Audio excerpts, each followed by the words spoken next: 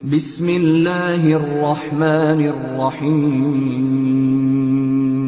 ہمسایوں کے 3 سال پہلے والے کرایہ دار کے سب کمرے بالکل میری کھڑکی کے ساتھ تھے۔ نہ چاہتی تو بھی آواز آتی۔ یاسر رو کے بہن کے آگے ہاتھ جوڑ رہا تھا کہ اپنا گھر بگاڑ لیا ہے، اب میرا تو بس لینے دو۔ نازیہ باجی لمبی لڑائی تھی۔ میں کالج میں لیکچرار تھا۔ کالج جاتے ہوئے چکر لگانے گیا تو اشرف اور ندا دونوں بہت پریشان تھے۔ یاسر کہنے لگا، باجی آج تک کسی کو نہیں بتایا کہ کس حال میں ہوں۔ جب سے نازیہ باجی کی طلاق ہوئی ہے، باجی نے ندا سے لڑ کے بچوں کو مار پیٹ کے گھر جہنم بنا دیا ہے۔ اکلوتا بھائی ہوں، ماں باپ سر پہ نہیں۔ طلاق یافتہ بہن کو نہ نکال سکتا ہوں، نہ جھگڑا ختم ہوتا نظر آتا ہے۔ رو رو کے بتانے لگا کہ میرا بہنوئی ہیرا تھا، دولت، بڑا سا گھر، تعلیم، سب تھا۔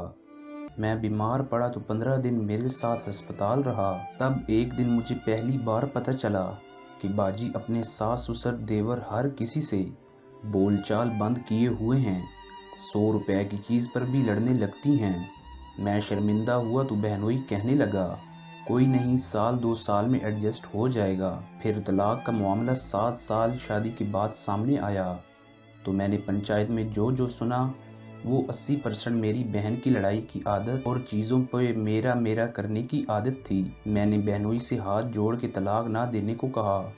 بہنوئی نے کہا، صرف میرے بوڑھے 70 سال کے والدین سے معافی مانگ لے اور گھر واپس آ جائے۔ میں نے نازیہ باجی کی پیر پکڑے کہ آؤ معافی مانگ لو، گھر بسا لو، مگر انہوں نے جھکنے سے صاف انکار کر دیا اور مجھے بھی برا بھلا کہا۔ طلاق کے بعد 2 سال ہو گئے، اس شخص نے شادی نہیں کی۔